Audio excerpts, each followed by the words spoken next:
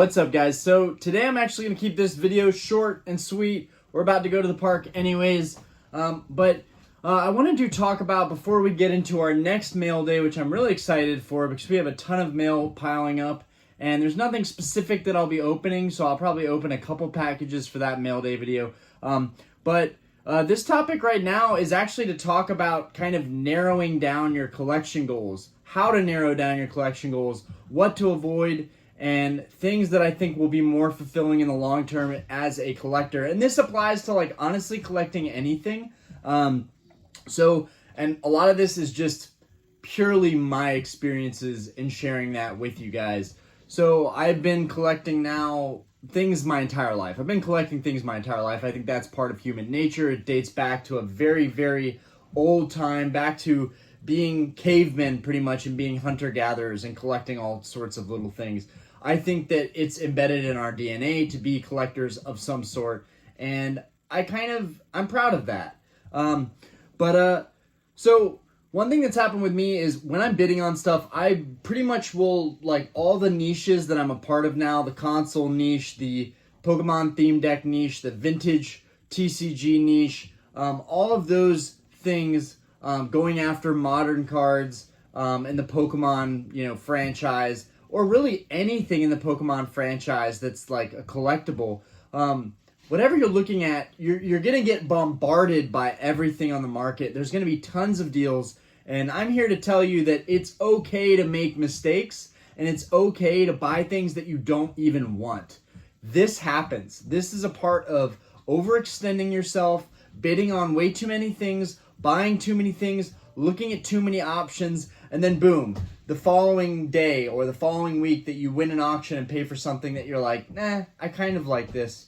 The following day you'll see something pop up that you really, really want, but now you can no longer afford it. It's no longer in the budget, or you've already spent that money on something else. So that pretty much that opportunity cost, you're losing the opportunity to find other amazing deals by picking out stuff just because it's a slightly decent deal or a slightly decent price. Sometimes I go after stuff just because it's the only option on the market at the time. And that's a terrible way to be. That's a terrible way to operate. Honestly, if you're going to be buying stuff, you should just be patient and wait for the right deal to come up and show itself. Honestly, I find that when I wait a week, 2, 3 weeks, and I'm looking for something and I don't pull the trigger on anything too soon, I usually find a better deal and I'm overall happier with what I pick out. There are so many times where I will win 10 listings of things that I kind of want, kind of am getting a deal on, but at the same time, not the best deal in the world. And then there will be one listing that I'm just like really, really want. And instead of putting a price that I'm willing to pay on it that's higher, even though I know I'm going to be happier with that item, I've overextended myself with buying so many other listings that I can't afford to go any higher on that one listing that I really, really, really want. For me right now, this applies to Pokemon theme decks. There was a Aquapolis theme deck, Rock Garden Aquapolis theme deck. I do have that theme deck with the sealed cards, but the box itself is not sealed in the cellophane. So I really wanted a copy that was sealed in the cellophane. Now, I'm kind of okay that I didn't win because the last one I bought was like 170 and the cards are sealed, the box is in mint condition, but it's not sealed in cellophane. The whole box itself is not sealed. I paid 170 for that. The auction that I just lost for one of those, it's featuring the Nidoking on the front of it. I would get it out, but I don't want to waste any time. But that auction went for 350, and I couldn't help but keep thinking to myself, if you hadn't bid on so many other things, Orion, you would have been able to bid higher on this auction for a theme deck that you really, really need to complete my Aquapolis pair. In fact, I was bidding so high on 2 other theme decks from the same seller that I ended up not having enough money really to bid on that last theme deck that I wanted the most. I do have some fun stuff coming, but that's besides the fact I spent a lot of money and I didn't even get the thing that I was really focused in on. So, like, someone brought this up to me. One of the subscribers, said something to me. I believe it was Calvin B. Cards. Appreciate you for bringing this up to me, Calvin. Whenever you guys bring up ideas or, engage me in the discussion in the comments section on these videos, I will try and put that into a video. I know we've got somebody that sent me a DM a while ago, and I'm still trying to do a video just based off that DM. But anyways, Calvin said to me, like, it's good to have, focused, smaller collection goals. And then, you don't have crazy expectations. And it's a lot easier to accomplish these goals when you're setting them in a long-term track, and you're doing one little goal at a time instead of seeing all this stuff and thinking that you have to have it all. If you bought and had every single collectible that you could possibly want, and you had all of that stuff within a month, you would be bored out of your mind after that month. You'd be bored out of your mind. Collecting is a fun hobby because there's always a chase, there's always a hunt, there's always a deal out there that you're going for. This is a long-term thing. I'm not just going to be phasing in and out of Pokemon. I'm not just going to be quitting in the following year. I'm going to be doing this the rest of my life. I might not be doing it at this level of intensity. Right now, I'm trying to play the whole keeping up with the Jones. I want to have the modern stuff, but I'm still trying to collect all the vintage stuff. And it's just, my mind just is blown by how much stuff is out there. But it's really not about that. You really need to find a healthy balance that you can keep up with this hobby long term and be able to collect the things that you really, really want. Another example, perfect example, is the Game Boy games. As you guys know, I know I have one in the box down there, that fuchsia pink. Honestly, that thing is so beautiful. That's one of my favorite pickups recently. Box could have been in a little better shape, but whatever. So I've been going after Game Boy consoles, like whatever Game Boy console I can get my hands on that's clean, that's a good deal. And in that, what got that started was actually going after the Pokemon games, because you need a console if you're going to play the games. And I had a color already, but I sold all my other SP stuff and my advanced stuff. So I wanted to get all that stuff back and kind of dive back into the console Nintendo world. Anyways, so I'm going after these boxes. I bid on all these boxes, and then I decide this one seller who I just went and checked all these, because I honestly didn't even check any of the games to make sure they were authentic. Everything was shipped with all the pamphlets and the boxes, and this person did message me that all this stuff was original from their childhood, so I just believed that. Recently, I did go in with a TriStar screwdriver and a Tri-Wing screwdriver, and I was able to verify that everything was legit. So all of my Game Boy games are legit, and I fixed my gold and yellow, so I'm super happy. Right now, all of my games save, all of them run properly. Very happy about that.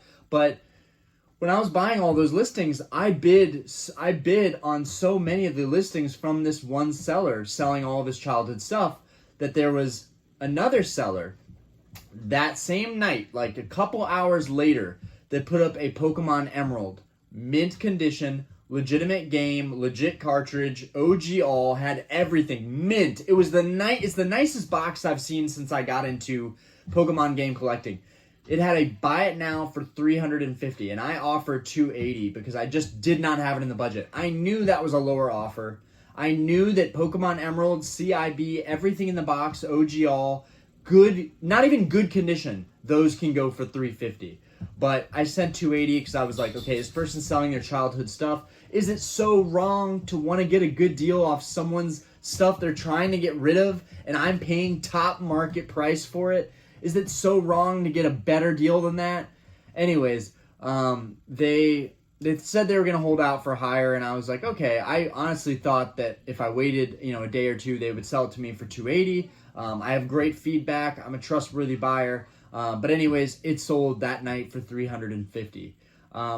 That is one of my biggest regrets recently, because a Pokemon Emerald is a very, very hard game. I'm not trying to tell everybody so that everybody's jumping on the bandwagon. Now everyone's going to try on this channel to go and get Pokemon Emerald in the box. But even the games, forget the box, even the games themselves authentic can run up to $200. Anyways, if you don't know, those things are super valuable. Sealed with a high grade from a grading company, that sealed game can get like $50K. I'm not sure if that's going to sell for that. I should check out the sold listings to see what they're selling for. But I know for a fact that the CIB in-box opened up listings are going for $350 to $400. So that being said, it's really, really hard to find a good condition one, and I lost that opportunity because I was so busy with everything else I was bidding on. So don't spread yourself too thin to where you can't even go after the stuff that you want the most. because you'll just be betraying yourself.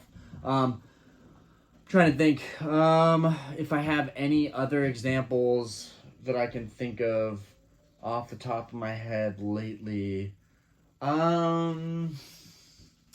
There was also a Pikachu Nintendo Game Boy Color listing. It had the Pokemon Yellow game, and it had the Pokemon Pikachu limited edition Nintendo Color mint condition. It had a box that was mint condition that had a tiny dent in the corner. But honestly, that product CIB typically always sells for like $800, $900. I think that auction went for like $600 or $700. And mind you, this is including the yellow game. So really, you got the original box, the limited edition Pikachu Nintendo Color, and you got the game all together for like $600. That might not even be the craziest deal, but I definitely remember regretting that one because that's one of those consoles that I really wanted. And it came with Pokemon Yellow that was in really good condition. Sometimes those can run up in bidding all the way up to $200-$300 if they're in good condition. I know I ended up bidding on a beat up, not a beat up, but a used no box limited edition Nintendo Game Boy Color Pikachu version. And I got that I just offered the guy $110. The only thing that's not original is the battery. The battery clip, the battery compartment panel, and honestly, it's very close to the original matching color. So like that's the least of my concerns. As long as the sound works, the screen works, it's the original screen, buttons, shell, everything else is original. So I got that for $110. So I'm kind of happy about it. But again, like this stuff is way more valuable when you have the boxes with it. So and this goes hand in hand with the single cards. Don't bid on a lower grade card, on a bunch of lower grade cards, if you know at the end of the day you're going to want that higher grade card. Me personally, I like my mid grade 6s, 7s, 8s. I think that's a fantastic value on graded cards. I know for my base unlimited Charizard, I still don't have one of those graded. I have several copies, but I still don't have one graded. I have one that's super nice that I think could get an 8, but if I were going to buy that, I wouldn't buy a 9. $1,000 for a base unlimited Charizard, that's ridiculous. And then a PSA 10, the fact that those fetch like 10, 15 grand, ridiculous. I really think that's a $200 card. So paying $400 for an 8 just seems crazy to me. But at the same time, I'm willing to pay $400 for an 8. I'm not willing to go any higher than that on a card like a base unlimited Charizard. Just to give you guys a perspective, I think there's a lot of value in the higher grades, but I think the premiums from 8, 9, and 10, they just get so unrealistically financially, totally not feasible that it's just not something I'm going to go after. This is why a lot of people are grading right now. The grading prices, if you are new to the hobby, the grading prices have come down from $50 all the way up here, all the way down. Now I think grading is $15. I think there's a bulk $3 grading per card. So if you have a ton of bulk that you're willing to wait on, like cards that you don't even care, really, when you're going to get them back. I think opening your modern cards and getting those valuable modern cards and then shipping them out is a great way to go. It's much easier said than done, right? I think Crown Zenith had such good pulls and such fire pull rates. Every set that's the last of an era set does so well. We can look at XY Evolutions. You're going to look at Crown Zenith is the last of, Sword and Shield. These sets that are the last always do the best. Skyridge is a perfect example, the end of an era for Wizards of the Coast. Skyridge is hailed as the best Wizards of the Coast set. But anyways, opening a set like that and then having it graded, really good idea. I know some people that recently opened a ton of Crown Zenith, sent that off. They got a bunch of 9s and 10s back. That is straight money. Now, I am not the guy that's going to buy your 9s and 10s, but I know there's a huge market out there that will. I wouldn't get all wrapped up in grading. I think that I will be grading soon. I ship stuff out for my Mercari online store all the time, so I don't see why it would be that much different for me to ship out cards to get graded. But for the cost of all those cards getting graded, I can buy more product. I can buy more cards. And honestly, I'm a long-term collector. Other than the aspect of having it sealed and slabbed and protected, I can protect my cards. I don't need a plastic slab to protect my cards. So I would rather have more than have them protected and slabbed. But that's a whole other topic for another video. Anyways, peace out, guys. I'm going to head out to the park. I just wanted to put this video out there to narrow down your goals for collecting. It will help so much more. You know, I go through these phases where I basically go down the line of all my bids and I just start deleting stuff that I've been outbid on because I'm like, dude, you need to purge your whole bid list because you cannot be looking at all this stuff. You know, if it's a really good deal, I leave it alone. I might put another bid in. But honestly, I need to learn how to hone in and focus. You know, do as I say, not as I do, right?